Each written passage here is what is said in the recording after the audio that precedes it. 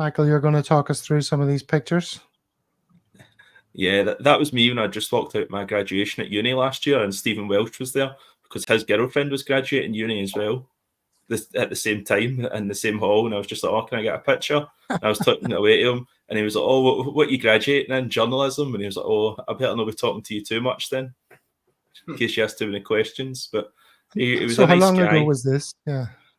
I think that was about June or July. Because when you see him on the field of play, he looks like a big, strong man. And look at him here. He's like a wee fella. It's just a wee boy. Isn't he? I know he's not that much taller than me as well. Looks like a wee boy in that. Okay, cool. That's about this one. It was just when I was in a nightclub, I seen Mikey Johnston coming in, and my friend, he's not. These are all chance encounters. I thought this was all like part of your behind the scenes look. No, my friend didn't know who Mikey Johnston was, to be fair, because he's not a big Celtic fan, I reckon. And I was like, yeah, he plays for Celtic. And then obviously the past couple of months, he scored a few goals, and then my friend knew who he was. I was talking away to him. He was quite nice, Mikey Johnston. Kind of felt sorry for him in a way. He's been unlucky with injuries and that, and obviously he lives and breathes Celtic. He was a nice guy. And your T-shirt there, talk us through your bit of a fashionista there with your Cortez T-shirt. Yeah, it's just a wee Cortez T-shirt. I wear it now and again at the Celtic games. I wonder how much that means to our other panellists tonight. Nah, you're going to have to. I thought it was a Matt McGlone alternative T-shirt. I don't know. A special? I don't know. Yeah, it's this sort of guerrilla marketing fashion house in London. Some guy, what's his name? He goes by a single name. Clint, and nobody knows who he is. And he does these trade-in things like as a PR exercise. Bring your old North Face jackets and I'll give you a new one of mine or something like that, right? Mm-hmm. These kind of compared to other brands, that was £40. Other T-shirts nowadays, you could be talking a lot more than that. So it's reasonable enough compared to other places. What's the name of it? I really don't. What is it?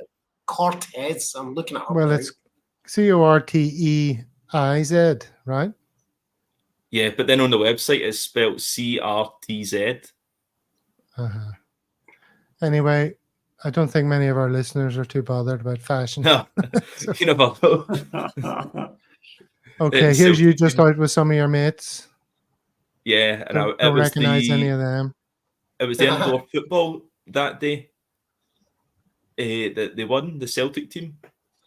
I think it was in Glasgow. There was a retired indoor football league thing that day, and Gary Hooper and Joe Ledley won it, and then James Forrest was out as well. Okay, because I don't recognize who that is. No, I supposed to recognize who that is? No, he didn't play for Celtic. I was going to start going through old squad photos and stuff, trying to identify that face. He's the one that never made it. All right, very good. Well, you've spoken to lots of people who did make it, Michael, didn't you? Interesting story as well. I also saw Marco Tilio that night, and I was saying to him, so what's happened? He said, oh, I've had a really bad injury. I was just back in training, and I think that was about September or October, and we've seen how long it took him to even come off the bench. So something like that. That's a situation at Celtic in itself, Marco Tilio, that he's probably wanting away in loan. Yeah. Well, I wanted to ask you about, you say you've interviewed loads of the names.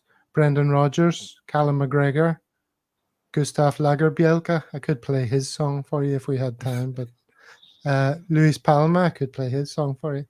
In fact, I've got songs for all four of those. But anyway, tell us about interviewing Rodgers. I mean, interviewing Rodgers has probably given you a good grounding for today, talking to charismatic, incredibly successful 50-year-old County Antrim boy. The thing I noticed about Rodgers is his eye contact, and when you ask him a question, he really takes it in. He makes you feel important in the press conference with your answers. Like when I was there, I wasn't there to catch Brendan Rodgers out or ask him any questions that would cause him any frustration. So when he speaks to you, he takes a real time to make an important point of what he's saying, and he is charismatic, as you say, and he's an intelligent guy, Brendan Rodgers. And over the last month or so, we've seen that confidence come back out of Brendan Rodgers that we all want to see from him. He was quite shy and reserved earlier in the season, whereas now we're seeing Brendan Rodgers in full Brendan mode. The belt out and everything. He's the way he dresses. There was even stuff on social media about him getting his hair cut in his home gym for private barbers. You see Brendan Rodgers. He's quite a character in the way he conducts himself. And even last week, I spoke to Kuhn. He was quite confident talking about his career. I actually learned that he was around the substitute bench in the Ajax team who got to the semi-finals of the Champions League. He was talking about how he's just nearly been breaking into teams but hasn't quite made it. And when you're talking about a winger coming to Celtic, they need to have that confidence and belief. You're talking about 60,000 people putting pressure on you week in, week out to do something on the pitch. And with players like Yang in that and Mikey Johnston, they can't really live up to that pressure. So when you speak to players like Kuhn, they have that self-belief and they believe that they're going to do something. And I really hope he can do that. And looking at me, he brings a different threat. Even though he likes to cut inside, he's also just as capable of going down the outside and putting balls into the box, crosses. The only part of his game I think he needs to improve on is finishing, and hopefully he can do that as Celtic. And with Lewis Palma, that was an interesting press conference because he had his translator, and it seemed to be when you'd ask him a long-winded question, Lewis Palma would give 20-word answers, and then the translator would give maybe 5 words as a response, and you would think, is the translator saying everything that you said to him? Is he repeating everything? But that was just before he'd joined the club. He was just talking to people around Glasgow, and then I wouldn't believe the impact he's made at Celtic this season, particularly in the Champions League. Like, on the same day, I interviewed Gustav Lagerbielke and Lewis Palma, and you look at the difference to what they've done to Celtic this season. Lagerbielke he's completely out of the squad. He's known Brendan Rodgers' plans. We all know that. Whereas Lewis Palma's arguably the only guaranteed winger at the club who's going to start week in, week out. It's even meant that somebody like Dyson Maeda's had to move to the right-hand side because of Palma's impact. Most games he's contributing goals and assists. He'll have the odd game where he's not scoring or assisting, but I think he's been a great asset to Celtic considering Jota. Obviously, there's obvious comparisons between the two, but Palma's been a great talent so far, and he's arguably been one of the signings of the season in Scotland. Yeah, definitely. I think it'd be hard to disagree with that. So, what's it like when you're talking to these guys? I mean, do you get the impression like Lagerbielke's a young-looking dude as well? He's like he spoke great English as well. He's an intelligent guy. And when did you chat to him? When in his sort of Celtic career, such as it? That was immediately following the Champions League draw. I spoke to both of them at Celtic Park, reacting to the draw. And Lagerbielke was talking about how he was so excited to be joining the club and his future. And then it was a couple of days later we were playing Rangers. So he was in the squad and he was playing the short period of time where Lagerbielke was playing games week in, week out. Gotta feel sorry for these guys. If you had Michael's opportunity, Stephen, which one of those players would you like to ask any particular question to, and what would it be? Yeah, I'm quite jealous of having being able to speak to all those players. But yeah, I think I'd probably like to speak to Brendan Rodgers.